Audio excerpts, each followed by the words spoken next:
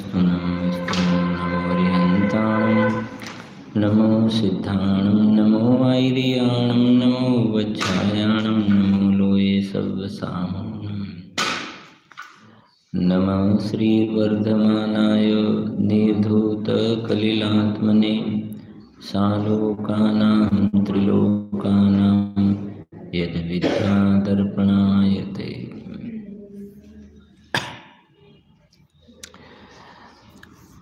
आचार्य समंतभद्र स्वामी द्वारा रचित रत्नकर्ण श्रावकाचार ग्रंथ में प्रभाचंद्र आचार्य देवनी टीका अने पंडित श्री सदासुखदासजी साहेबनी टीकाना आधारे जे आपणो स्वाध्याय चाली रह्यो छे एमां जे 3 गुणव्रत कह्या दिग्व्रत, अनर्थदंड व्रत अने भोग उपभोग परिमाण व्रत, तो एमां चर्चा करता जे रात्रि भोजन में शू दोष है एनी चर्चा करता आपणे आटले सुधी आव्या हता। पेज नंबर 179 अथवा तो कयुं छे 144 एमां आ रीते छे जो तेने आ रीते समझावे छे कि जे दिवस छोड़ीने रात्रे भोजन करे छे तेने तीव्र रागरूप महान हिंसा थाय छे। जेम अनाज ने ग्रहण करवानो अनुराग तथा मांस ने ग्रहण करवानो अनुराग समान नहीं होतो तेम रात्रि भोजननो अनुराग तथा दिवसना भोजननो अनुराग समान नहीं। दिवसे ज भोजन पर्याप्त है। जे रात्रे अने दिवसे बन्ने समय भोजन करे छे तेने ढोर समान धर्म रहित प्रवृत्ति थई। रात्रि भोजन करवावाळा ने व्रत अने तप होता नहीं। त्यां सुधी वात थई हती। हवे आगळ शुं कहेवुं छे जो घणुं कह्युं छे एमणे जो एम विशेष जाणવું वधारे आ पण समजવું। अनादिकाळथी विदेह क्षेत्र में तथा भरत क्षेत्र में आ विदेह क्षेत्र भरत क्षेत्र एवा शब्द आवे तो अपना ज्ञान में विदेह क्षेत्र भरत क्षेत्र झलकवू जोईए, देखावू जोईए। समझाय छे कि नहीं? हाँ, विदेह क्षेत्र कहता आपने एक आइडिया आववो जोईए विदेह क्षेत्र एटले शुं। जो अने अनादिकाळ एटले शुं। अनादिकाळथी विदेह क्षेत्र में तथा भरत क्षेत्र में जैन धर्मी ने तो दिवस में 1 बार के 2 बार ज भोजन होय छे। रात्रे तो कदी पण भोजन होतुं नथी। दिवस में पण लखीने 1 बार के 2 बार ज भोजन होय छे। विदेह क्षेत्र में जेम अहींया चौथो काळ होय छे तो विदेह क्षेत्र में हमेशा चौथो काळ कह्यो ने तो अहींया पण ज्यारे चौथो काळ ज्यारे प्रवर्ततो हतो ए वखते 2 वखत भोजन लख्युं पण तत्वासूत्र में वांचजो तमे। समजाय छे कि नहीं? भोजन 2 वखत एवुं लख्युं छे अने पंचम काळ आव्यो त्यारे मैं लख्युं अनेक वार एवुं लख्युं। 3 वार 4 वार एवुं ना लख्युं। समझाय छे कि नहीं? 3 वार 4 वार एवुं नथी लख्युं, अनेक वार।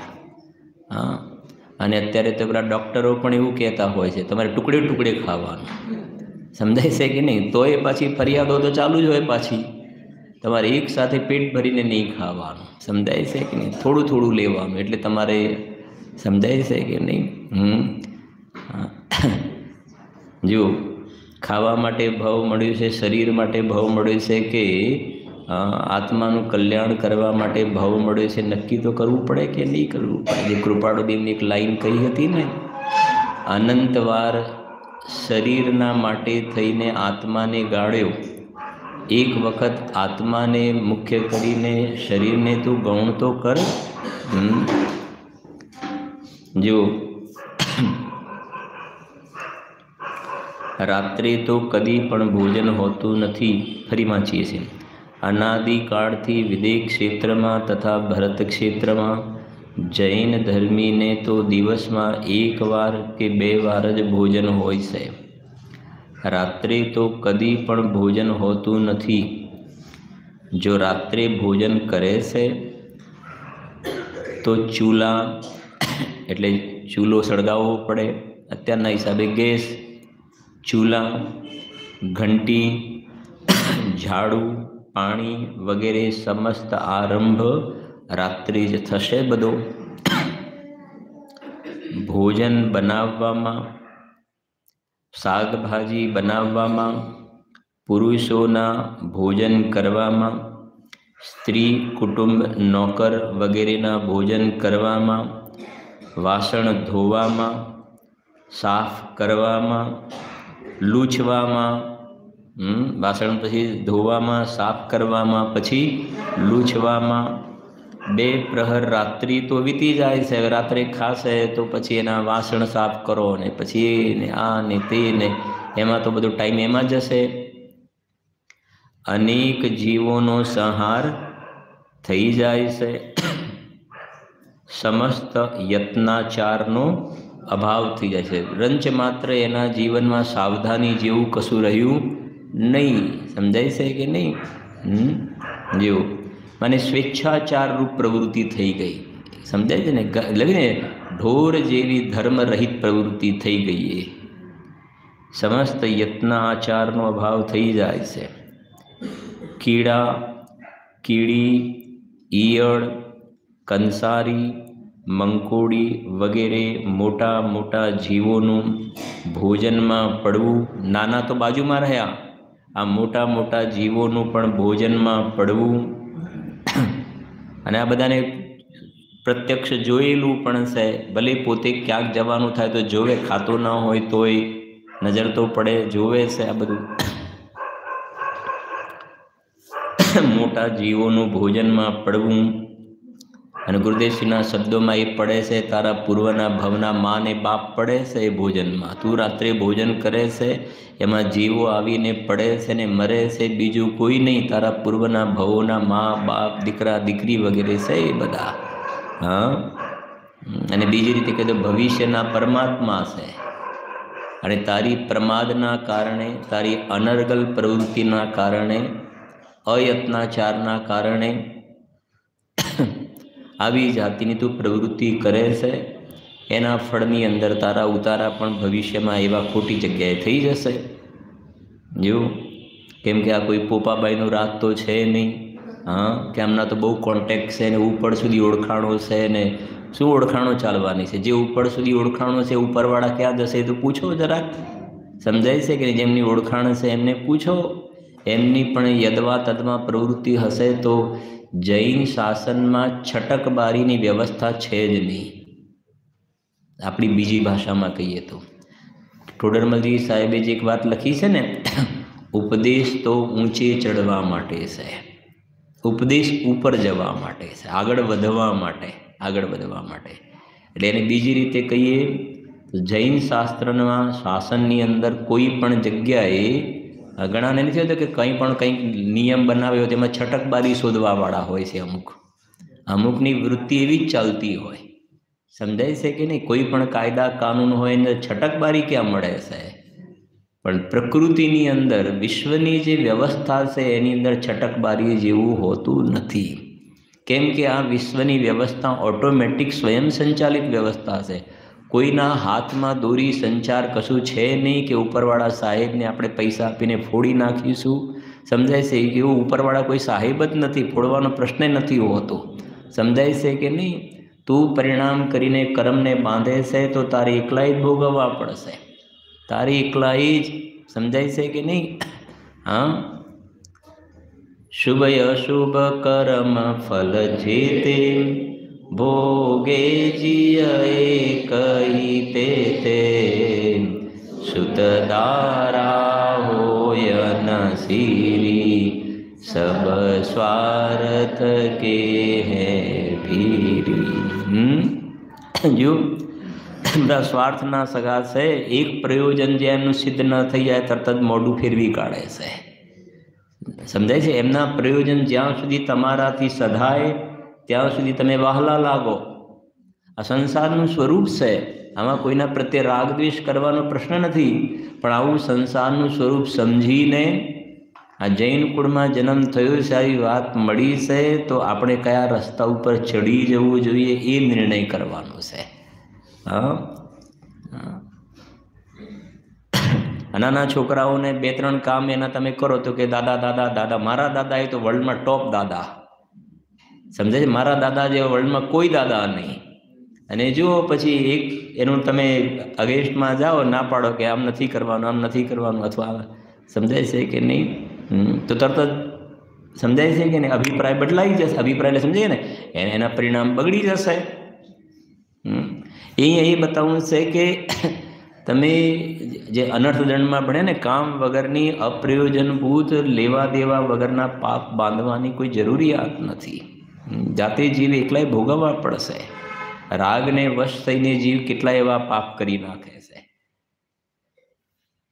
જુઓ,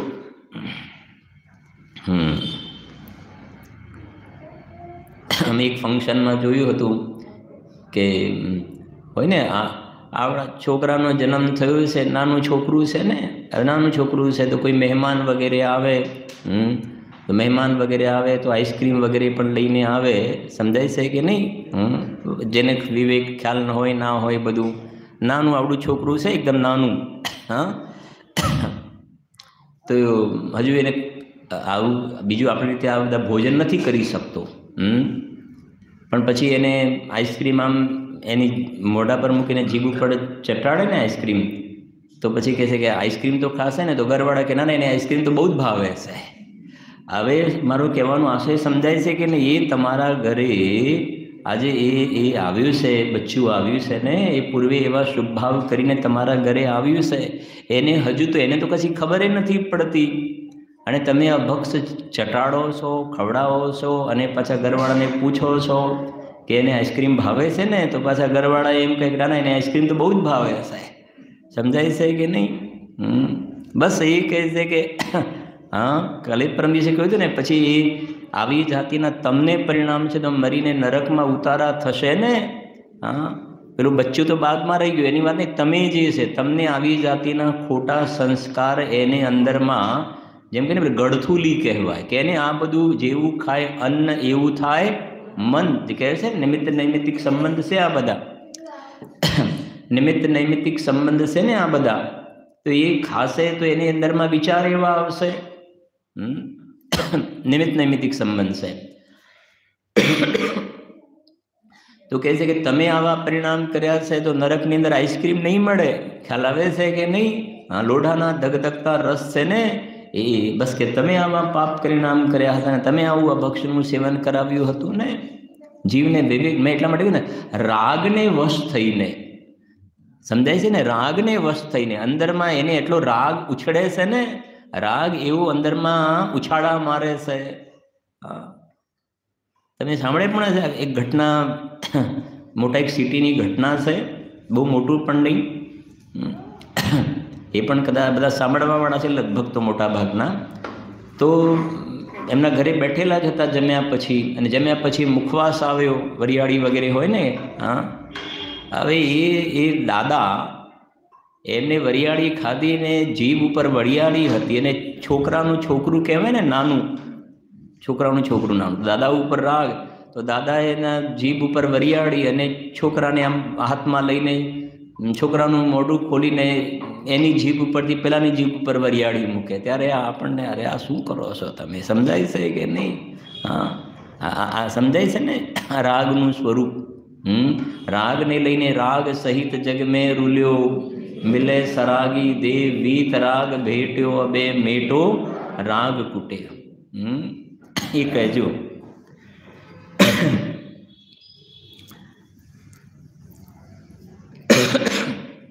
જો રાત્રે ભોજન કરે છે તો ચૂલા, હા, જો અનેક જીવોનો સંહાર થઈ જાય છે, સમસ્ત યત્નાચારનો અભાવ થઈ જાય છે.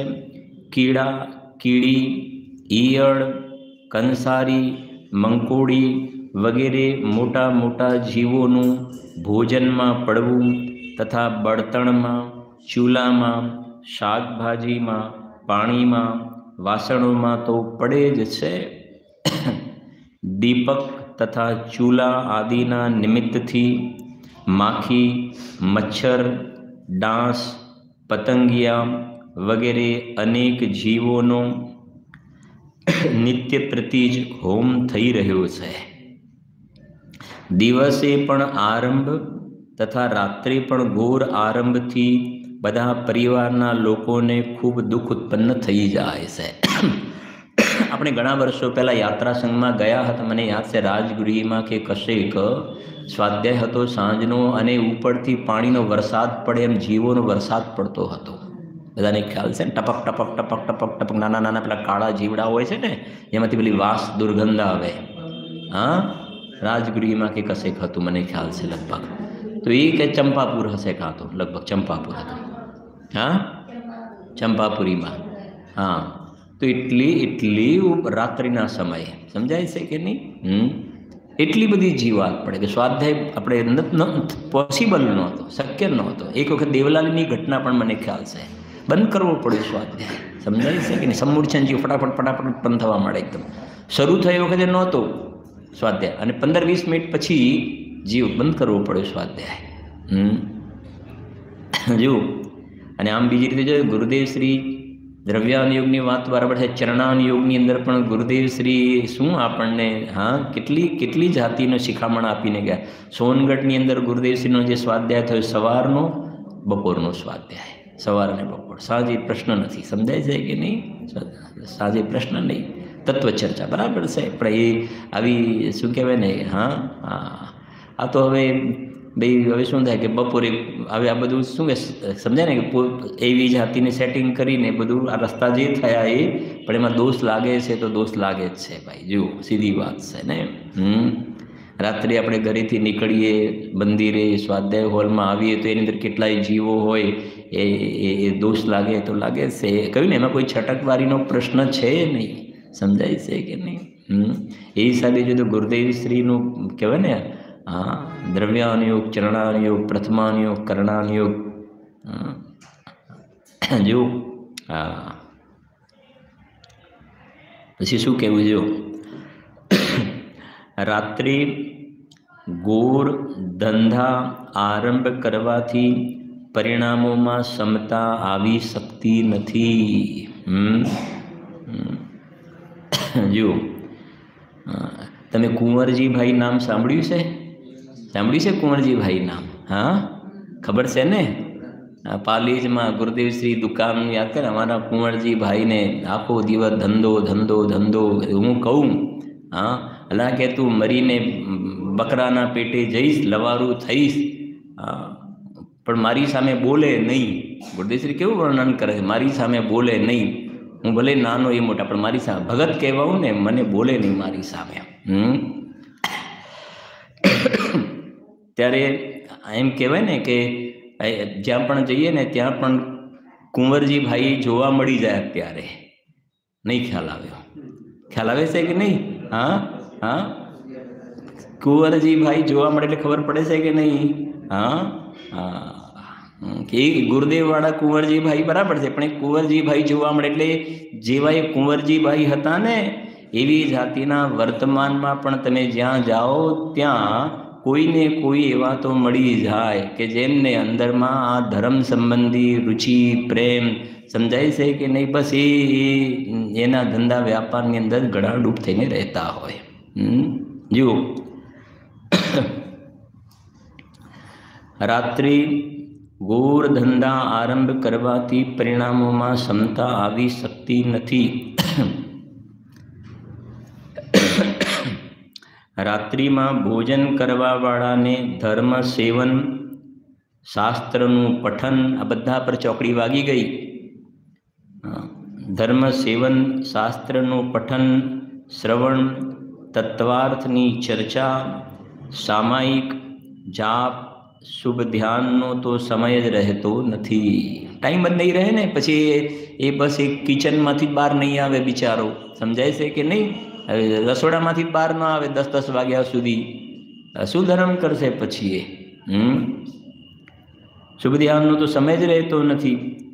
જેને જો મોટા અક્ષરમાં લખ્યું છે, जिनेन्द्र भगवान जी से जिनेन्द्र देवना धर्मना धारक रात्रि भोजन कदी पण करता નથી એવી સનાતન રીતિ હજુ સુધી ચાલી રહી છે. સદા સુખદાસજીના સમય સુધી તેમને લખ્યું છે આ, કે જિનેન્દ્ર ધર્મના ધારક રાત્રિ ભોજન કદી પણ કરતા નથી. એવી સનાતન રીતિ હજુ સુધી ચાલી રહી છે. આગળ ચાલશે એવું નથી લખ્યું એમને, હજુ સુધી ચાલી રહી છે એમ. જો હા, કરોડો મનુષ્યોમાં આ વાત પ્રસિદ્ધ છે કે જૈન ધર્મી રાત્રિમાં ભોજન કરતા નથી. શું જુઓ તો ખરા. હા હા, કૃપાળુ દેવે શ્રીમદજીએ લખ્યું ને એક બીજા દ્રષ્ટિકોણથી, કે જૈનોનું પ્રામાણિકપણું કેવું હોય, જૈનોની ઓનેસ્ટી કેવી હોય. તો શ્રીમદજીએ કહ્યું કે આ સુપ્રીમ કોર્ટ જે કહેવાય ને, એના જે જજ હોય, કોર્ટના જે મોટા જજ હોય, એની પ્રામાણિક કરતાં જૈન ધર્મીના એક સ્ટેટમેન્ટની પ્રામાણિકતા એના કરતાં વધારે હોય છે. સમજી ગયા ને? એક કહેવાય ને, જૈન શાસનની જે છાપ, એની ઓળખાણ, જૈન ધર્મની ઊંચાઈ જગતમાં બીજા અન્ય મતીના જીવોના હૃદયમાં જૈનીઓ પ્રત્યેની એક કહેવાય ને અંદરમાં છાપ, જૈનોને જોવાની દ્રષ્ટિ. આજે જો હું ગયો તો મારે પ્રાંતિજ અમારો એક સ્ટાફનો એક મેરેજનો છે ને પ્રસંગ, તો મારે પછી જવાયું નથી, તો ગયો હતો. તો પછી ગયા એટલે પછી ખ્યાલ હોય ને થોડો ઘણો, તો પછી કહ્યું કે નહીં અમે ઘરનું પાણી નથી, પેલી પાણીની બોટલ જ લાવીને રાખેલી છે એમ. તો મેં કીધું હું પણ પ્રશ્ન નથી લેવાનું, કશું લેતો. કહેવાનો આશય એ છે કે એ મારી રીતે બતાવવું છે કે છે બ્રાહ્મણ જ છે ભાઈ, પણ એટલો ખ્યાલ છે કે ભાઈ જૈનો હોય ને એ અમારા ઘરનું પાણી લેશે કે નહીં લે, એટલે કે અમે પેલું બહારની બોટલ જ લાવી રાખી છે પાણીની એમ. તો મેં કીધું નહીં, હું કશું લેતો નથી, એટલે પ્રશ્ન તમે વિકલ્પ કરતા નહીં. મેં કીધું હું થોડું મળવા માટે જ આવ્યો છું. જુઓ, એટલે ધ્યાનતરાયજીએ લખ્યું છે મોટે ભાગે, ધ્યાનતરાય, કે દુઃખની વાત તો એ છે કે જગતમાં બીજા જીવો જૈનીઓને એક જુદી નજરથી જોવે છે, આદર્શની નજરથી જોવે છે. જૈનીઓને જોવાનો દ્રષ્ટિકોણ એમનો એક અંદરમાં અહોભાવથી જૈનોને જોવે છે, અહોભાવથી જૈનોને જોવે છે. અને આજે દુઃખની વાત એ છે કે એ જૈનો જ આ જૈન ધર્મના જે નીતિ નિયમો જે છે ને એને સમજે નેવે મૂકીને પોતે જ જૈન ધર્મને સમાપ્ત કરવા માટે પોતે જ કમર કસીને તૈયાર થયા હોય ને એવા જીવન જીવી રહ્યા છે. લખ્યું એટલા માટે, જૈની જૈન ધર્મ કે નિંદક. શું લખ્યું છે જુઓ, જૈની જૈન ધર્મ કે નિંદક. બીજાની વાત નથી લખી. જૈની જૈન ધર્મ કે નિંદક हुंडा अवसर पीणी जोरा ध्यानत जानी अब चुप रहिए जग में जीवन थोड़ा. समझाय છે? ધ્યાનંદ રાયજી કહે કે હવે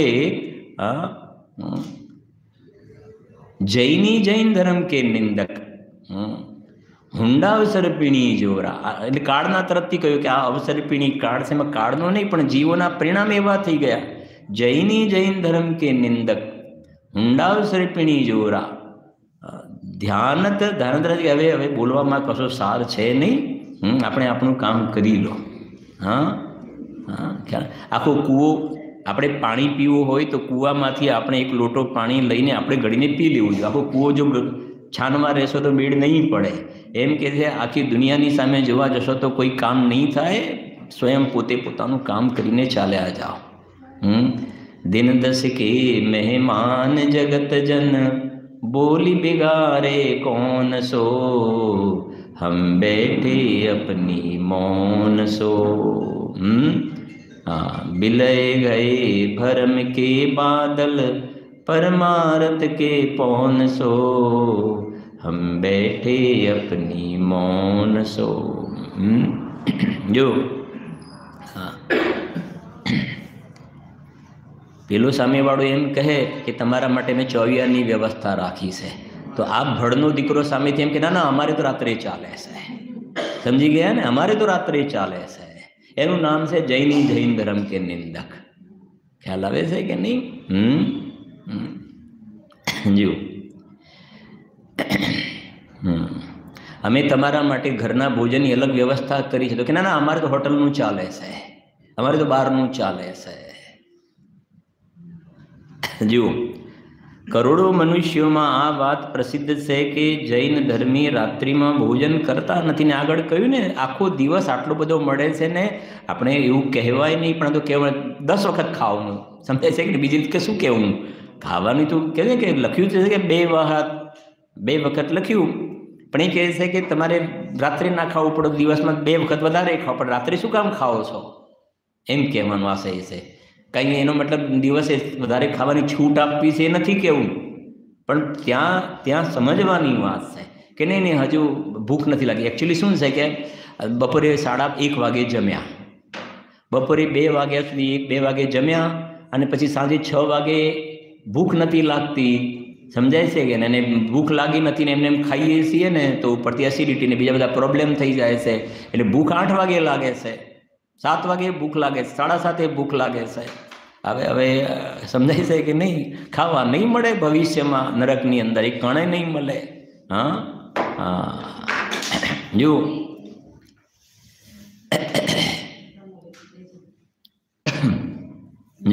શું કહે છે? હા, કરોડો મનુષ્યમાં આ વાત પ્રસિદ્ધ છે કે, અને થોડુંક શરીરને એ પ્રમાણે તમે બધા દાખલા તો ઘણા એવા મળી જાય, પણ તમે સમજો કે કાં તો એવી સિસ્ટમ રાખો, બપોરનો સમય વહેલો જમી લો, સવારે નાસ્તો ના કરો, બપોરે વહેલા જમી લો, 11 વાગે જમી લો, સવારે કદાચ ના ચાલતો દૂધ લઈ લો, જે કંઈ થોડું લેવું હોય, 11 વાગે જમી લો, તો સાંજે તમારી સોલ્યુશન. અને ના હોય તો સાંજે બીજું કંઈક લાઇટ ફ્રૂટ કેવું લઈ લો, બરાબર છે કે નહીં? પણ એના માટે થઈને રોજ 7:30 મોડે સુધી જમવાનું ને ઘરવાળાને બધાની અંદર ગોંધી રાખવાના રોજ માટે આ અન્યાય સંગત વાત નથી, આ ખોટી વસ્તુ છે. આ સમજાય છે કે નહીં? જો કેમ કે આના ફળમાં એ થશે, તને ભૂખ લાગશે પણ ભવિષ્યમાં ખાવાનો કણ નહીં મળે, અને તું આ ભગવાનના બતાવેલા માર્ગ ઉપર ચાલીશ તો તને ભૂખ જ નહીં લાગે. યદિ ભૂખ હો તો વિવિધ વ્યંજન મિષ્ટ ઇષ્ટ પ્રતીત હો, તને ભૂખ જ નહીં લાગે. આપણા તીર્થંકર ભગવાન છે ને, અત્યારે વૈદિક ક્ષેત્રમાં 20 તીર્થંકર ભગવાન છે, શરીર છે પણ ભૂખ નથી લાગતી, પ્રશ્ન જ નથી, ભૂખ જ નહીં લાગે. ભગવાનના બતાવેલા માર્ગે ચાલીશ તો, અને તે આવી રીતે શિથિલાચારનો રસ્તો અપનાવીશ તો ભૂખ લાગશે, ખાવાનો કણ નહીં મળે. તું નક્કી કર મારે કયા રસ્તા ઉપર જવું છે. જો આવી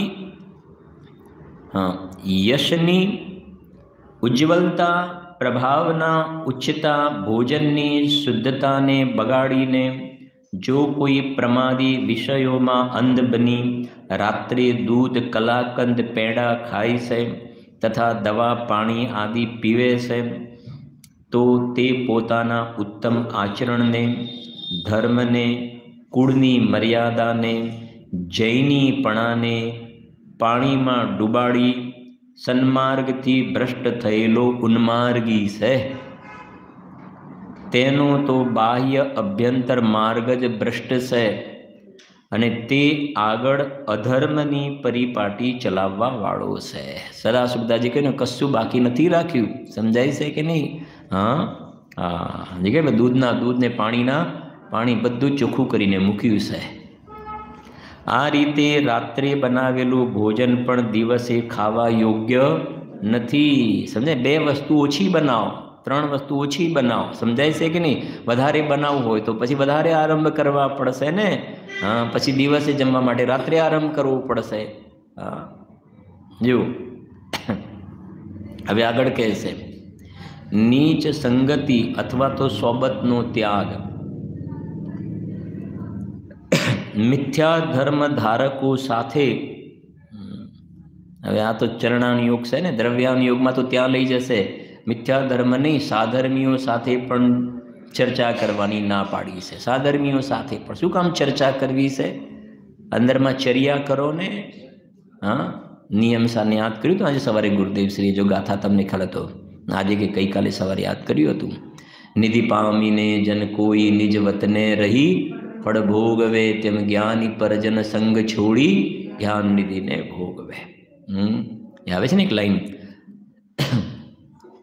साधर्मियों की संगति पाना असंग पाने, विधर्मियों से बचना 10 हाथ दूर રહેના. હવે કેટલું બધું કહી દીધું. આ મિથ્યાધર્મી લખ્યું ને એનાથી શું લખ્યું? કેટલું દૂર રહેવાનું સમજાય છે કે નહીં? સાધર્મિયો કી સંગતિ.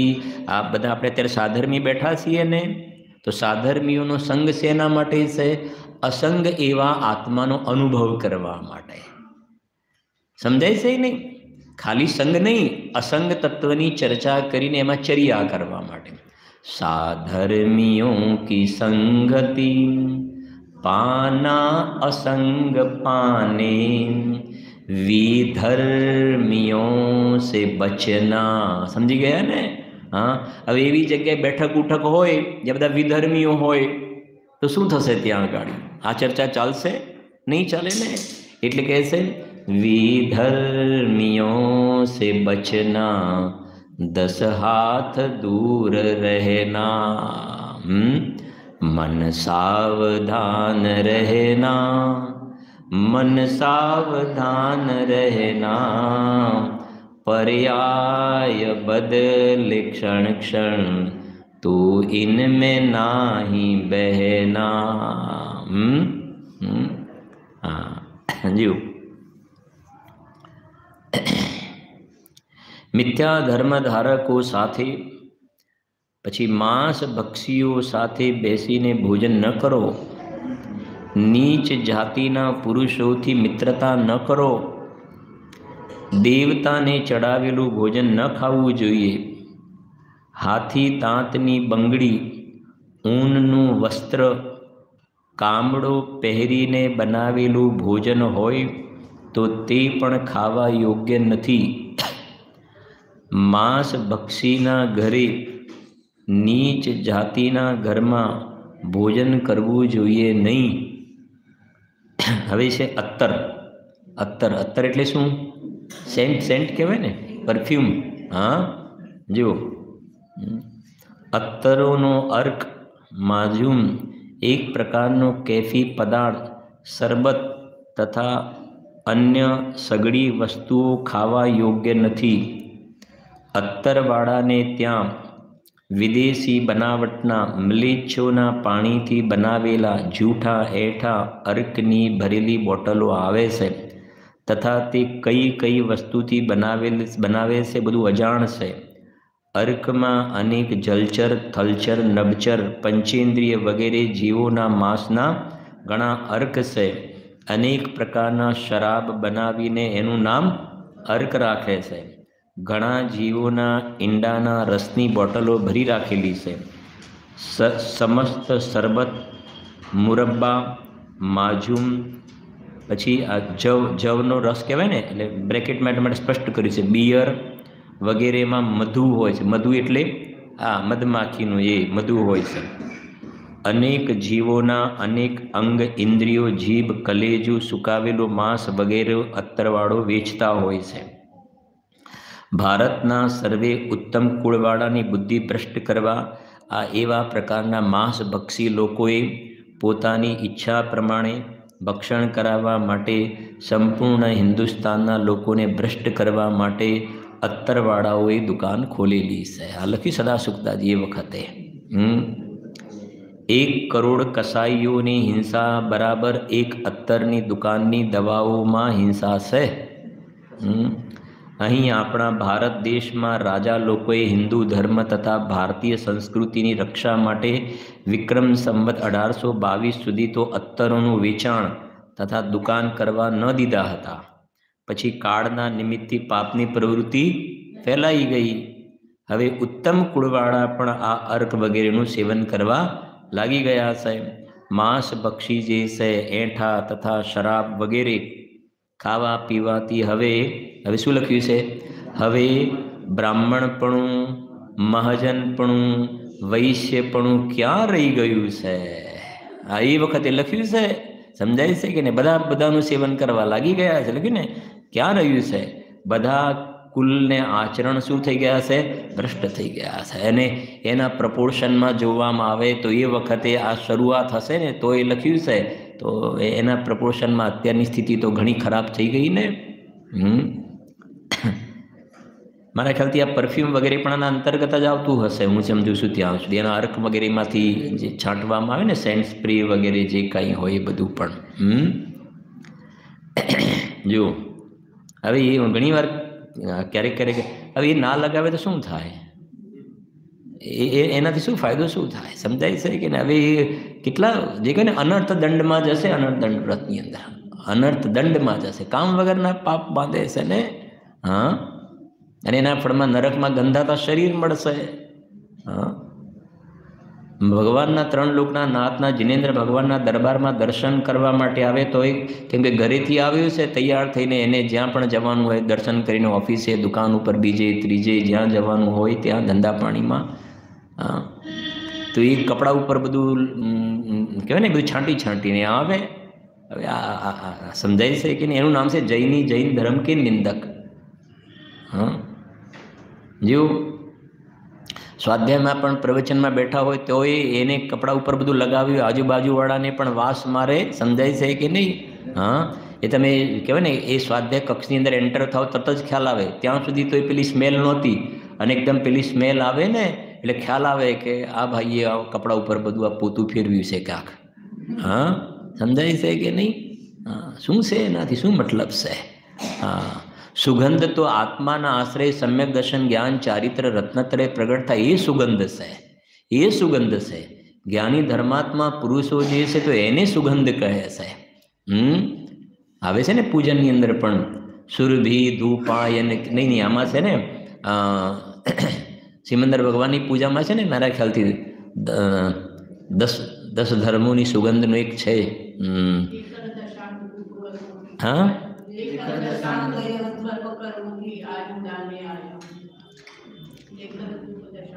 હા, એ એક આવે છે અંદર લાઈન. તો મારે તો કહેવાનો આશય એ છે, સુગંધ તો આ સ્વભાવના અંદરમાં શરણ લેતા જીવને ધર્મની પ્રાપ્તિ થાય. સંવર, નિર્જરા, મોક્ષ એ જે છે અંદરમાં વિશુદ્ધતા આવે. સવારે ચાલ્યો ને વિષય સામ્ય ભાવ, પરિણામોની અંદર સમતા ભાવ થાય, એ સુગંધ છે. એ સુગંધ છે. હા, બાકી શરીર તો બાય ડિફોલ્ટ સ્વભાવથી અંદરમાં ગંદકી જ ભરેલી છે. અને તું શરીર ઉપર આવું બધું છાંટીશ કપડા ઉપર ને તો એ થોડા ટાઈમમાં એ ગંદુ એમાંથી વાસ, એ પહેલાંય વાસ મારે છે ને પછી એ વાસ મારશે. હા, અને બને છે કેવી રીતે, કોણ બનાવે, અને એના તારું પ્રયોજન શું સિદ્ધ થાય છે? જો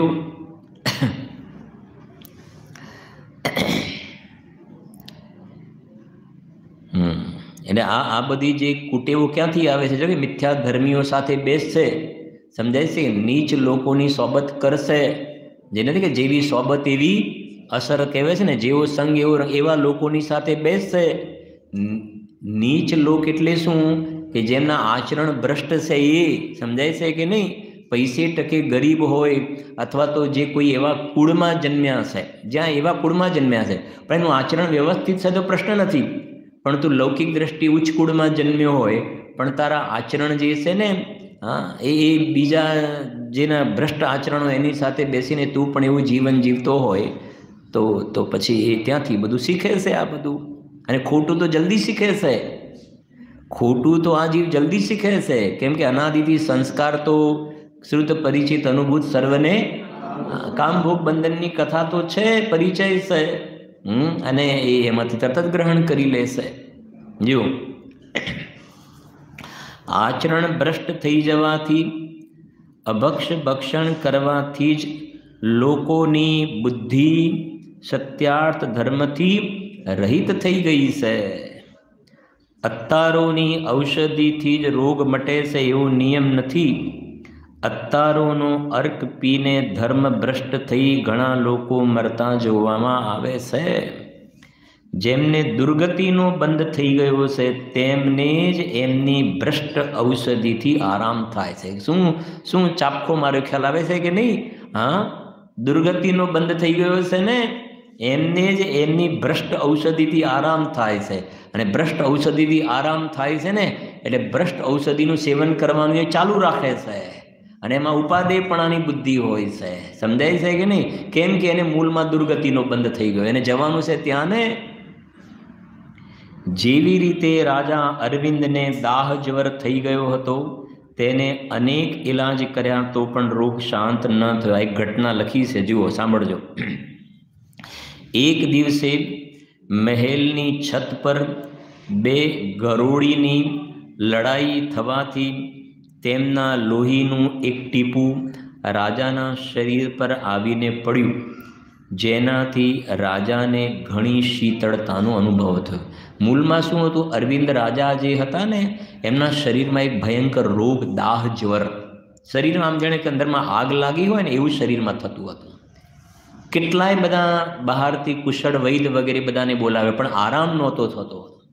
અને શરીર અંદરમાં કહેવાય ને લાય બળતી હોય એવું શરીર ધકતું હોય, કોઈ ઉપાય નહોતો મળતું. શું કરવું? અને આ થયું એવું કે પેલી બે ગરુડીઓ લડતી હતી ને અને એમાંથી એક લોહીનું બૂંદ એમના શરીર પર પડ્યું. અને શરીર પર પડ્યું ને જરાક શીતળતા જેવું લાગ્યું.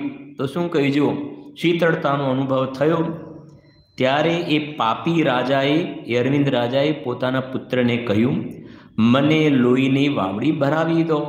એને સમજી ગયા ને, જેટલી બધી ગરોળીઓ હોય એ બધાને ભેગી કરો અને પછી એના લોહીની વાવડી ભરો અને હું એની અંદર સ્નાન કરીશ, જેથી મારા શરીરમાં ઠંડક થઈ જાય. જુઓ, હું એમાં ખૂબ નાહીને દાહના આતાપથી રહિત થઈ જઈશ. ત્યારે પુત્ર જે હતો ને, હા, એ અંદરમાં કોમળ હૃદયવાળો હતો. ત્યારે પુત્રએ પાપથી ભયભીત થઈને લાખના રંગની વાવડી ભરાવી દીધી. એને રસ્તો કાઢ્યો કે શું કરવું? આ તો મારે કરવું નથી. આવું ખોટું કામ તો, પણ પિતાજીને સંતોષ થાય એટલા માટે શું કરતું કે લાખનો રંગ લાલ હોય એની વાવડી બનાવી દીધી. રાજા વાવડીને જોઈને ખૂબ આનંદિત થઈને વાવડીમાં ડૂબીને નહાવા પહોંચ્યો, પરંતુ તે વાવડીને નકલી લોહીની વાવડી જાણી પુત્ર ઉપર ખૂબ ક્રોધિત થયો. અંદરમાં સ્નાન પણ કર્યું, અંદર ડૂબકી લગાવી, પણ મોઢામાં એકદમ પાણી આવ્યું ને, હા, અને ખ્યાલ આવ્યો કે અરે આ તો કાંઈ એવું લોહી છે નહીં, આ તો મારી સાથે છેતરપિંડી કરી છે દીકરાએ. તો ગુસ્સે થઈ ગયો અને પુત્રને મારી નાખવા માટે છરી લઈને દોડ્યો. જો હવે આ હમણાં બોલે ને, એક પ્રયોજનની સિદ્ધિ ના થાય. સમજાય છે? હમણાં પુત્ર વાલો લાગતો હતો અને પ્રયોજનની સિદ્ધિ ના થાય, એ જ પુત્રને છરી લઈને મારવા માટે દોડે છે. હવે સત્ય ઘટનાઓ છે, ખ્યાલ આવે છે કે નહીં? જુઓ, છરી લઈને દોડ્યો, પરંતુ રસ્તામાં જ પડી ગયો. કોણ? એ રાજા પડી ગયો. અને થયું એવું કે તથા પોતાના હાથની છરીથી સ્વયં જ મરી ગયો. પડ્યો ને એવી છરી પોતાના પેટમાં પેસી ગઈ, મરી ગયો. બાંધેલા કરમ તરત જ ઉદયમાં આવી ગયા. અંતર મુહૂર્ત પછી ઉદયમાં આવે ને એ ઉદયમાં આવી ગયા,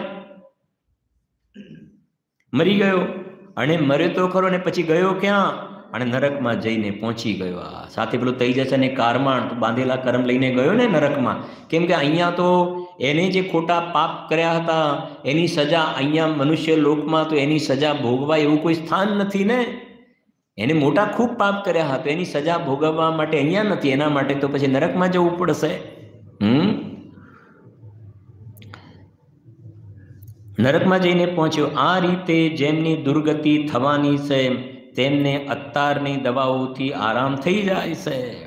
ત્યારે પાપરૂપ અત્તારની અન્ય વસ્તુઓમાં એની પ્રવૃત્તિ પાછી થઈ જાય છે, એનો રસ ચડી જાય છે. એટલે પ્રાણોના નાશનો અવસર આવે તો પણ 6 મહિનાના બાળકને પણ અત્તરની ઔષધિ આપવી જોઈએ નહીં. ધર્મ બગડી ગયા પછી આ જૈન ધર્મ, જો આ ધર્મ બગડી ગયા પછી આ જૈન ધર્મ અનંત કાળમાં પણ મળશે નહીં. સમજાય છે કે નહીં? કૃપાળુ દેવનું શ્રીમદજીનું એક વાક્ય છે કે થોડાક સમય પછી એવો ટાઈમ આવશે, તમે 500 ગાઉં પર્યટન કરશો રજડપાટ, તોય તમને કોઈ સંભળાવવાવાળું નહીં મળે. સમજાય છે કે નહીં? જીનવાણી તો હશે, પણ જીનવાણી સંભળાવવાવાળું કોઈ નહીં મળે. સમજાય છે કે નહીં? એ સ્થિતિ છે, લખ્યું છે ને આજુ. ધર્મ બગડી ગયા પછી આ જૈન ધર્મ અનંતકાળમાં પણ મળશે નહીં. એટલા માટે જૈન ધર્મના ધારકોએ શરીરના હજારો ટુકડા થઈ જાય તો પણ અભક્ષ ભક્ષણ કરવું જોઈએ નહીં. હવે છે હોટલના બજારના ભોજનનો ત્યાગ. તો શું કહેવું? જો બજારની દુકાનનો આટો કદી પણ ખાવું જોઈએ નહીં. વેચવાવાળાઓને ત્યાં બધી પ્રકારની કોમ્યુનિટી જે છે ને, હા, બધું ખાતા પીતા હોય, બધી કોમ્યુનિટી એના ત્યાં આવતી હોય છે. પછી નીચે લખી આ આટો 1 મહિના કે 6 મહિના પહેલાં દળેલો હોય છે, કોઈ મર્યાદા હોતી નથી, તેમાં હજારો ઈયળો થઈ જાય છે. ઘણા લોકો તો સડેલું અનાજ લઈને પછી દળાવીને વેચેતા હોય છે, તથા ખરીદવાવાળા જે છે એ જે કહેવાય ને આ મ્લેચ્છ વગેરે બધા તે આટામાં હાથ લગાવીને તોલાવીને લઈ જાય છે. પછી જે આ નોનવેજ વગેરેનું સેવન કરતા હોય એ કહે છે વિવાહમાં જો કામમાં ન આવે તો અડધો આટો તો વાપરી નાખે છે અને અડધો આટો દુકાનદારને શું કરે છે? પાછું આપે છે. નથી કહેતા ભાઈ પાછું લેવાની, હા હા કે તને જે વધે એટલું પાછું લેતા આવજો. સમજાય છે ને? હવે ગયું કોના ત્યાં? સમજાય છે કે નહીં? હવે એ બધું માંસ વગેરે રંધાતું હોય ત્યાં એ ગયું આ, અને પછી ત્યાંથી અડધું શું થયું? પાછું આવ્યું, જેટલું બચ્યું પાછું આવ્યું, અને એ પછી પાછું આ ઉપયોગ કરે. એ કહે છે જુઓ, ધર્મશાળા, હોટલના, દુકાનદારના, પિત્તળના, કાંસાના, સ્ટીલના વાસણ ભોજન કરવા બનાવવા માટે લેવા યોગ્ય નથી. તે તો બધા એમના ત્યાંથી લાવેલા આ પ્રમાણે વાસણ ઉપયોગમાં લેવા જેવા નથી. તે તો બધા માંસભક્ષી દુરાચારીઓને પણ તે જ વાસણો આપતા હોય છે, જેને જરૂર પડે બધા લઈ જતા હોય છે. હવે તો આ બધું અત્યારે પણ છે, પણ પહેલાં તો આ હોય ને બધી જગ્યાએથી ભાઈ જ્યાં જ્યાં અલગ અલગ હોય તો ભાઈ ઘરે પ્રસંગ હોય તો વાસણ લાવે ને પાછા પહોંચાડે. બરાબર? અત્યારે તો સિસ્ટમ બધી બદલાઈ ગઈ. હવે કયા લેવલના પાપ થતા હશે એના માટે તો આખું એક રત્નકર્ણ શ્રાવકાચાર અલગ લખવું પડે. બીજું જુઓ, તે તો બધા માંસભક્ષી દુરાચારીઓને પણ તે જ વાસણો આપી દેશે. એટલા માટે પોતાના આચરણની ઉજ્જવળતા જાળવવા ઈચ્છતા હો તો 3-4 વાસણ પોતાની પાસે રાખીને વિદેશમાં બહાર ગમન કરવા નીકળવું જોઈએ. એટલે વિદેશ કહેતા બહારનું પણ વિદેશ, અને અહીંયા ગામની બહાર ક્યાંય પણ જતા હોય તો ત્યાં દમડી એટલે પૈસાનો 1/4 ભાગ વધારે આપીને પણ આટો તૈયાર કરાવીને ખાવું જોઈએ. જો વિધિ અનુસાર તૈયાર કરેલો આટો ન મળે ને તો ખીચડી ગુંગરી બનાવીને ખાઈ લેવા જોઈએ. ગુંગરી શું કહેવાય બોલો? ગુંગરી એટલે શું? હા હા, સમજે? ખીચડી કહેવાનો આશય છે કે જેની અંદર આટો નથી તો બીજી જે વસ્તુ બનતી હોય ને, આ ખીચડી એટલે દાળ ને શું કહેવાય, દાળ અને ચોખા, એ બેની ખીચડી બની જાય એવી બની જતી હોય એવી વસ્તુનો પ્રયોગ કરવો જોઈએ. એ પ્રમાણે છે કરીશું ચર્ચા. બાકી આવતીકાલે થોડાક 2-3 પ્રશ્ન છે એ લખી દો જરાક. જો તમે આપણે હા હા ન લાવે વાંધો નથી, જે લાવે હવે લખી દો, પછી એ પ્રમાણે આપણે એનું સેટિંગ કરીશું. જુઓ, જે નલ હોય ને તો સાંભળજો ખાલી, તો હોય તમે જુઓ. પહેલાં આપણે રત્નકર્ણ શ્રાવકાચારમાંથી તમે લખો, રત્નકર્ણ હેડિંગ આપજો, રત્નકર્ણ શ્રાવકાચાર, એના લખતા પ્રશ્ન લખીએ આપણે.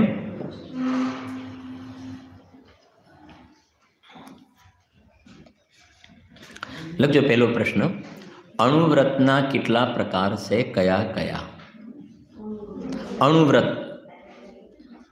અણુવ્રતના કેટલા પ્રકાર છે? કયા કયા? કેટલા પ્રકાર છે અણુવ્રતના? 5. બરાબર? એ તમને નોટ બુક શાસ્ત્રમાંથી મળી જશે, તમે લખજો.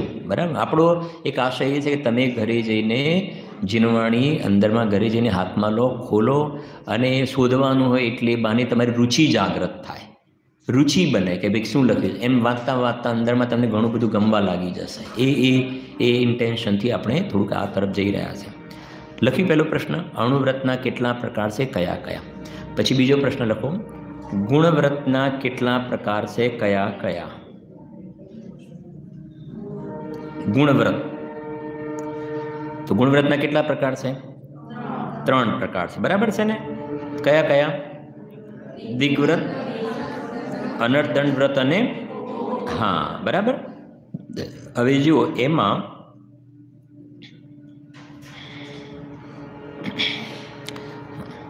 તો દિગ્વ્રત જે છે ને, દિગ્વ્રતમાં જે 10 દિશાઓની મર્યાદા છે. 10 દિશાના નામ લખો. 10 દિશાના નામ. કઈ 10 દિશાઓ?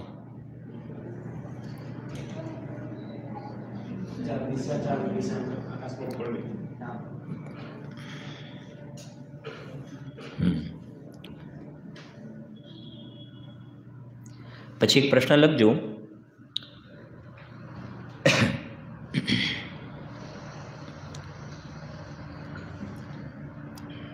જે આ 3 જે ગુણવ્રત છે ને, ગુણવ્રત કેટલા કહ્યા? આ 3 જે ગુણવ્રત છે લખો. 3 જે ગુણવ્રતના પ્રકાર છે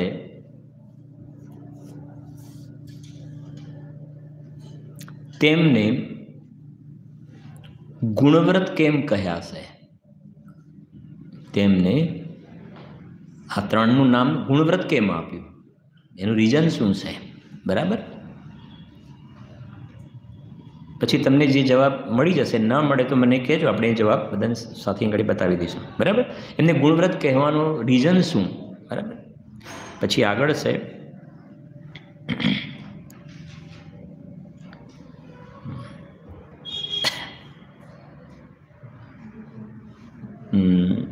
હવે એક પ્રશ્ન લખો, થોડો ઈશારો સમજજો. દિગ્વ્રતમાં 10 દિશાઓની શું કરી? મર્યાદા. બરાબર. જેને આપણે સમજવા માટે આપણે કહીએ ભાઈ ઇન્ડિયાની બહાર હું નહીં જાઉં. બરાબર. તો ઇન્ડિયાની બહાર જે છે ને, આ 5મા ગુણસ્થાનવાળાની વાત છે.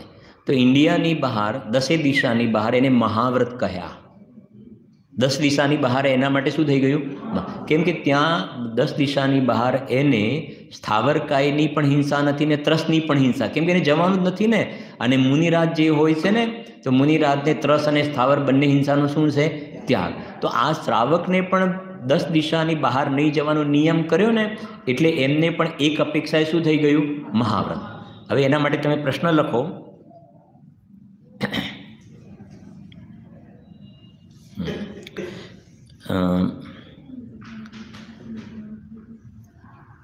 મર્યાદા બહાર લખો. મર્યાદા બહાર અણુવ્રતને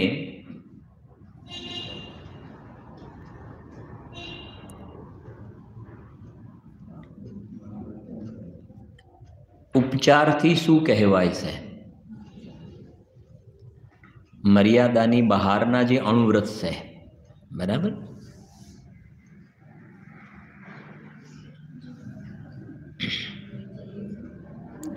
ઉપચારથી શું કહેવાય? તો ઉપચારથી શું કહેવાય છે? એને મહાવ્રત કહેવાય છે. અચ્છા, એની નીચેનો પ્રશ્ન લખજો.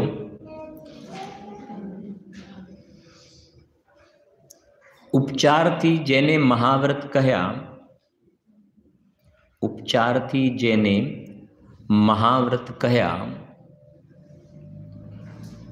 તેમને સાક્ષાત મહાવ્રત કેમ કહેવાતા નથી? જેમ મુનિરાજને ખરેખર હોય છે ને, સાક્ષાત મહાવ્રત કેમ કહેવાતા નથી? કહેશો કોઈ?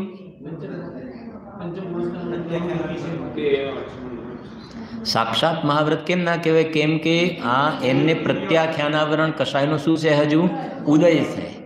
પ્રત્યાખ્યાન ભલે એમ, પણ અંદરમાં લોજિકલી જો પ્રત્યાખ્યાનાવરણ કષાયનો ઉદય છે, એટલે સાક્ષાત મહાવ્રત નહીં કહેવાય. સાક્ષાત મહાવ્રત તો એ જ્યારે 5મામાંથી મુનિ દિશા ધારણ કરશે ત્યારે. બરાબર. ઉપચારથી કહેવાશે. અને એ પણ 10 દિશાઓની બહાર માટે જ કહેવાશે. 10 દિશાની અંદર તો ઉપચારથી મહાવ્રત નહીં કહેવાય. ત્યાં તો ત્રસ અને સ્થાવર, ત્યાં તો સ્થાવર હિંસાનો દોષ લાગે છે. જો આ બધા જવાબ તમને મળશે. એનો તમારે લખવો તો લખી દો, ગાથા 77 ગાથા બ્રેકેટમાં લખી દો.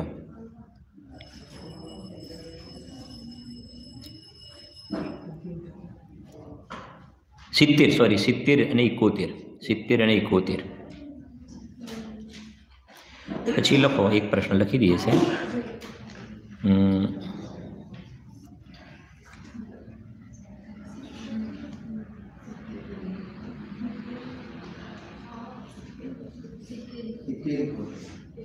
અને આ છે ને પ્રભાચંદ્ર આચાર્ય દેવની ટીકાના આધારે હું પેજ નંબર બોલું છું.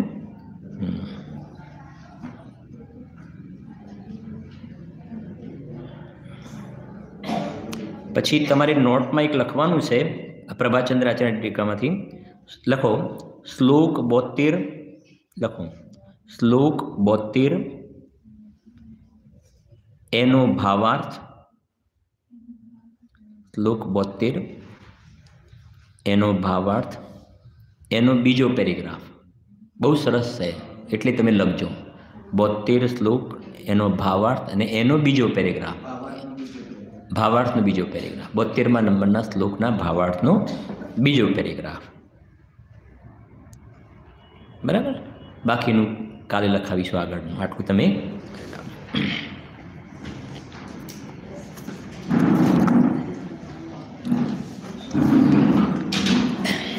તમે લખજો વ્યવસ્થિત. આપણે પરીક્ષાનું સેટિંગ થશે તો પણ કરીશું, અને આપણે એને પ્રાઇઝ વગેરે પણ આપવાનું, એ પ્રમાણે બધું કરીશું. એને પ્રોગ્રામ જેવું કંઈક કરીશું નાનો.